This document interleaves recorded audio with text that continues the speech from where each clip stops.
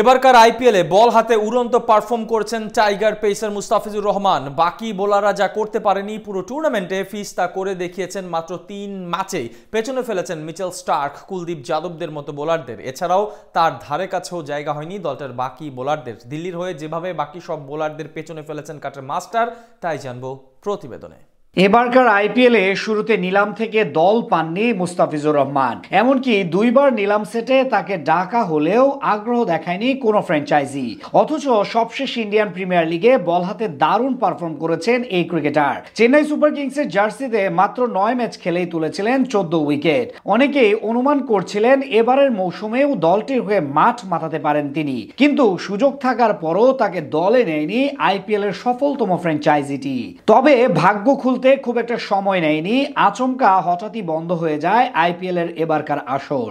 তবে 2 দিন পর আবারও মাঠে গড়ায় টুর্নামেন্টটি, কিন্তু ততক্ষণে বাড়ির পথ ধরেছে অধিকাংশ বিদেশি ক্রিকেটার। তবে পুনরায় শুরু হওয়া আসরটিতে আবার যোগ দিতে চায় না অনেকেই, বিশেষ করে অস্ট্রেলিয়ান ক্রিকেটাররা ফিরতে ঘোর আপত্তি দেখিয়েছেন। শেষ পর্যন্ত দিল্লিতে আর ফেরেনি মিচেল স্টার্ক আর ফ্রেজার ম্যাকগার্ক। বিশেষ করে স্টার্কের শূন্যতা পূরণ কোনোভাবেই সম্ভব ছিল না দলটির জন্য, যে কারণে মাত্র 3 ম্যাচের জন্য 6 কোটি রুপিতে মুস্তাফিজকে দলে ভেড়ায় দিল্লি ক্যাপিটালস। দলে যোগ দেওয়ার পর দলটির মধ্যমণিতে পরিণত হন টাইগার পেসার। বল হাতে দারুণ পারফর্ম করতে থাকেন শুরুর ম্যাচ থেকেই। প্রথম ম্যাচে উইকেটের দেখা না পেলেও বল হাতে দলে ছিলেন দলের সবচেয়ে কিপ্টে বোলার। তবে দ্বিতীয় ম্যাচে এসে উইকেটের দেখা পান তিনি। মুম্বাইয়ের বিপক্ষে নিজের প্রথম ওভারেই তুলে নেন রোহিত শর্মার উইকেট। প্রথম 2 ম্যাচের পারফরমেন্সকে ছাড়িয়ে যান নিজের তৃতীয় ম্যাচে পাঞ্জাব কিংসের বিপক্ষে।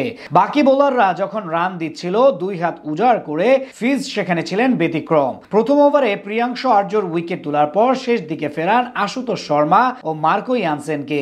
শেষ ম্যাচে 4 ওভার বোলিং করে 33 রান খরচায় শিকার করেছেন 3 উইকেট। সব মিলিয়ে 3 ম্যাচ খেলে 7.90 ইকোনমিতে নিয়েছেন 4খানা উইকেট। তবে কেবলমাত্র উইকেট সংখ্যার দিক দিয়ে দিল্লির হয়ে ফিজ কতটা প্রভাব রেখেছেন তা বোঝানো যাবে না। মাত্র 3 ম্যাচে বোলিং এভারেজের দিক দিয়ে সবাইকে ছাড়িয়ে গেছেন কাটার মাস্টার। টুর্নামেন্টে ফিজ বোলিং করেছেন 21.75 এভারেজে, অর্থাৎ প্রতি উইকেট পেতে এই রান খরচ করেছেন তিনি। বিপরীতে 2 নম্বরে থাকা কুলদীপ যাদবের প্রতিটি উইকেটের জন্য খরচ করতে হয়েছে 26 রান। অন্যদিকে অস্ট্রেলিয়ান পেসার মিচেল স্টার্কের লেগেছে প্রায় 28 রান। কেবলমাত্র বোলিং এভারেজ নয়, বোলিং স্ট্রাইক রেটেও দলটির হয়ে সেরার তালিকায় জায়গা হয়েছে ফিজের, যেখানে তার উপরে রয়েছে কেবলমাত্র মিচেল স্টার্ক। তবে দুইজনের মধ্যকার ব্যবধানটা খুব বেশি নয়, অর্থাৎ স্টার্কের যেখানে প্রতি উইকেটের জন্য করতে হয়েছে 15.42 বল, সেখানে 16.50 বলের ব্যবধানে উইকেটের দেখা পেয়েছেন টাইগার পেসার। অন্যদিকে ইকোনমির দিক দিয়ে মুস্তাফিজের ধারে কাছেও নেই অস্ট্রেলিয়ান পেসার।